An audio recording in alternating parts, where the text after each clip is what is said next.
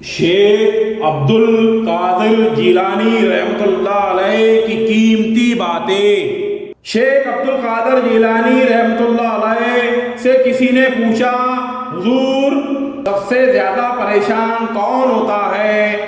آپ نے فرمایا، بدگمان انسان سب سے زیادہ پریشان ہوتا ہے۔ پھر پوچھا، حضور بدگمان کون ہوتا ہے؟ تو عبد القادر جیلانی رحمۃ اللہ علیہ فرمانے لگے، بدگمان وہ ہوتا ہے جو برے لوگوں کی صحبت میں بیٹھتا ہے۔ برے لوگوں کی صحبت بندے کے گمان کو برا کرتی ہے۔ اچھے لوگوں کے پاس بیٹھو گے، سوچ اچھی ہوگی، مثبت ہوگی۔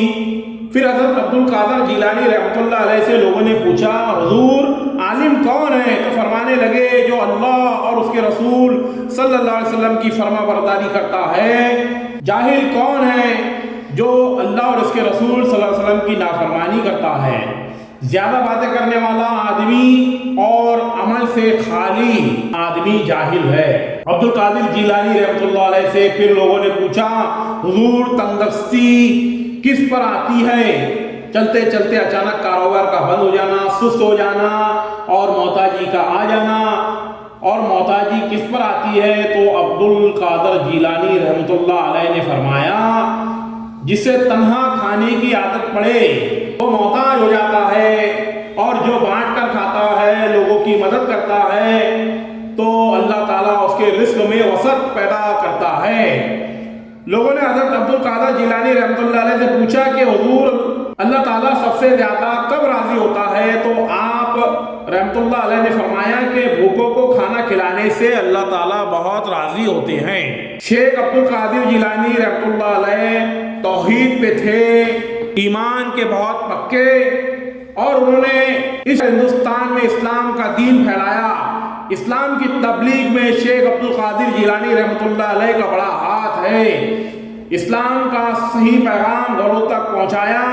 ان کی والدہ نے شیخ عبد القادر جیلانی رحمۃ اللہ علیہ کو سکھایا تھا کہ بیٹے تم ہمیشہ سچ بولنا، کبھی جھوٹ نہ بولنا، چاہے تیرا کتنا ہی نقصان ہو جائے، چاہے تیری جان جائے۔ ایک مرتبہ شیخ عبد القادر جیلانی رحمۃ اللہ علیہ سفر کر رہے تھے، اعلیٰ تعلیم کے لیے مدرسہ میں جا رہے تھے۔ ان کی والدہ نے کچھ اشرفیہ ان کے کپڑوں میں سی دیے تاکہ وہ گم نہ ہو جائے، تاکہ کوئی چوری نہ کر لے۔ جب وہ سفر پر نکلتے ہیں تو ایک ڈاکوؤں کا گروپ ان کو پکڑ لیتا ہے۔ ان کی جانچ پڑتال کرنے کے بعد ان کے پاس سے کوئی پیسہ نہیں ملتا، تو وہ ڈاکو شیخ عبد القادر جیلانی رحمۃ اللہ علیہ سے کہتے ہیں کہ تیرے پاس پیسے نہیں ہیں؟ انہوں نے کہا کہ ہاں میرے پاس پیسے ہیں، میری ماں نے کپڑوں میں سی لیا ہے، اور وہ جگہ دکھاتے ہیں جہاں پیسے رکھے ہوتے ہیں۔ تو ڈاکوؤں نے کہا کہ اگر یہ بچہ ہمیں نہیں بتاتا تو ہمیں یہ اشرفیہ کبھی نہیں ملتی۔ وہ ان سے بہت خوش ہوتے ہیں اور اس بچے کی ایمانداری سے، اور پوچھا کہ تم نے ہمیں سچ کیوں کہا؟ تو وہ کہتے ہیں کہ میری ماں نے مجھے سکھایا ہے کہ کبھی جھوٹ نہیں بولنا، چاہے تیری جان جائے۔ وہ ڈاکو شیخ عبد القادر جیلانی رحمۃ اللہ علیہ سے اتنے خوش ہوتے ہیں کہ وہ چوری کرنا چھوڑ دیتے ہیں، ڈاکہ ڈالنا چھوڑ دیتے ہیں، اور اپنے گناہوں کی توبہ کر لیتے ہیں۔ میں آپ کو ایک مثال دوں گا والدہ کی تربیت کی۔ دو لوگ تھے جو آپس میں بہت محبت کرتے تھے، فاروق اور صالحہ آپس میں محبت کرتے تھے۔ انہوں نے شادی کی۔ شادی کے 3 مہینے بعد جہاد کا اعلان ہوتا ہے، اور فاروق جہاد پر چلے جاتے ہیں، اور جانے سے پہلے وہ اپنی اہلیہ، اپنی بیوی صالحہ کو 30,000 دینار دیتے ہیں۔ 30,000 دینار کو ایک UK کے آدمی نے کیلکولیٹ کیا تو 2 ملین پاؤنڈ رقم بنتی ہے۔ اگر ہم 2 ملین پاؤنڈ کو روپیوں میں تبدیل کریں گے تو وہ 15 کروڑ روپے ہوتے ہیں۔ فاروق 30,000 دینار یعنی 2 ملین پاؤنڈ یعنی 15 کروڑ روپے اپنی اہلیہ کو دیتے ہیں، اور کہتے ہیں کہ اسے محفوظ رکھنا، اسے خرچ مت کرنا، میں جہاد کے لیے جا رہا ہوں، اور پھر وہ جہاد کے لیے جاتے ہیں اور کہتے ہیں کہ میں انشاءاللہ 3 مہینے بعد لوٹوں گا۔ ان کے جانے کے چند مہینے بعد ان کی اہلیہ صالحہ کو ایک بیٹا پیدا ہوتا ہے۔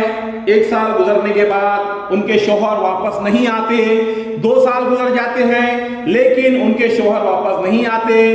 2.5 سال کے بعد ایک شخص صالحہ کو آ کے کہتا ہے کہ میں نے تمہارے شوہر فاروق کو دیکھا ہے کہ وہ گر گئے اور وہ گھائل ہو گئے۔ پھر چند سال گزرتے ہیں پھر بھی فاروق واپس نہیں آتے، تو ان کی اہلیہ سمجھتی ہے کہ میرے شوہر کا انتقال ہو گیا۔ لیکن 30 سال بعد فاروق واپس مدینہ لوٹتے ہیں اور ان کی خواہش ہوتی ہے کہ وہ ان کی اہلیہ سے ملے، لیکن فاروق بہت نیک اور پرہیزگار تھے۔ مدینہ میں آنے کے بعد وہ سب سے پہلے نماز پڑھنے کے لیے مسجد جاتے ہیں۔ نماز پڑھنے کے بعد وہ دیکھتے ہیں کہ کئی علماء آپس میں علم کے بارے میں گفتگو کر رہے ہیں، اور ان میں سے ایک نوجوان تقریباً 29 سال کا جس کا نام تھا شیخ عبد الرحمن، وہ سب سے بہترین عالم تھا۔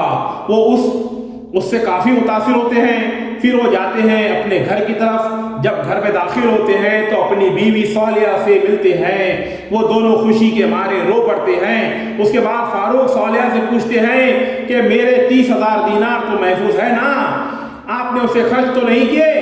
تو ان سے ان کی اہلیہ پوچھتی ہے کہ آپ گھر آنے سے پہلے مسجد گئے تھے؟ تو وہ کہتے ہیں ہاں بالکل صحیح، میں مسجد گیا تھا، وہاں آپ نے علماء کو دیکھا؟ تو وہ کہتے ہیں ہاں میں نے علماء کو دیکھا۔ وہ پوچھتے ہیں کہ علماء کیسے ہیں؟ تو وہ کہتے ہیں بہت اچھے ہیں، خوشی کی بات ہے کہ اس شہر میں ایسے علماء ہیں۔ تو ان کی اہلیہ ان سے پوچھتی ہے کہ سب سے بہترین عالم آپ کو کون لگے؟ تو فاروق کہتے ہیں کہ سب سے بہترین عالم تھے شیخ عبد الرحمن۔ تو ان کی اہلیہ پوچھتی ہے اگر اللہ آپ کو شیخ عبد الرحمن جیسا علم دے تو آپ کتنا خرچ کر سکتے ہیں اس علم کے لیے؟ تو فاروق کہتے ہیں کہ یہ سارے 30,000 دینار میں خرچ کر سکتا ہوں ایسا علم حاصل کرنے کے لیے۔ پھر اس کی بیوی پوچھتی ہے کہ اگر آپ کا بیٹا ہو اور اسے ایسا عالم بنانے کے لیے آپ کتنا روپیہ خرچ کریں گے؟ تو فاروق کہتے ہیں کہ 30,000 دینار سے زیادہ خرچ کر سکتا ہوں، یعنی 15 کروڑ روپے سے زیادہ خرچ کر سکتا ہوں شیخ عبد الرحمن جیسا عالم بنانے کے لیے۔ تو ان کی اہلیہ کہتی ہے کہ آپ کے جانے کے بعد مجھے ایک بیٹا پیدا ہوا، اور یہ شیخ عبد الرحمن آپ کا بیٹا ہے، اور آپ کے 30,000 دینار میں نے خرچ کیے اس کو عالم بنانے کے لیے۔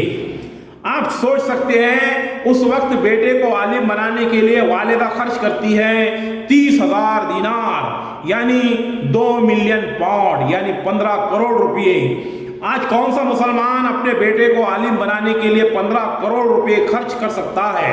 لوگ ڈاکٹر بنانے کے لیے رشوت دیتے ہیں، تقریباً 10 لاکھ 15 لاکھ 50 لاکھ تک کے، یہاں تک کہ 1 کروڑ روپے تک کے رشوت دیتے ہیں، اور اپنے بچے کا ایڈمیشن میڈیکل کالج میں کرواتے ہیں اور اسے ڈاکٹر بناتے ہیں۔ اگر انہوں نے مزید تعلیم حاصل کرنے کے لیے اسے امریکہ یا لندن بھیجے تو وہاں پر 2 سے 3 کروڑ روپے خرچ ہوتے ہیں، کیونکہ ان کا بیٹا امریکہ یا لندن میں پڑھ رہا ہے، کیونکہ ان کو اسٹیٹس چاہیے۔ ہم یہ جاننا چاہتے ہیں کہ کتنے مسلمان اپنے بیٹے کو بہترین عالم بنانے کے لیے 15 کروڑ روپے خرچ کریں گے؟ بہت مشکل سے آپ کو گنتی کے لوگ ملیں گے۔ الحمدللہ آج بھی ایسے لوگ ہیں جو اپنے بیٹے کو عالم دین بنانے کے لیے کروڑوں روپے خرچ کرتے ہیں، لیکن یہ چند لوگ ہی ہیں جنہیں آپ انگلیوں پر گن سکتے ہیں۔ ملتے ہیں نئے ویڈیو میں نئی معلومات کے ساتھ۔ اللہ حافظ۔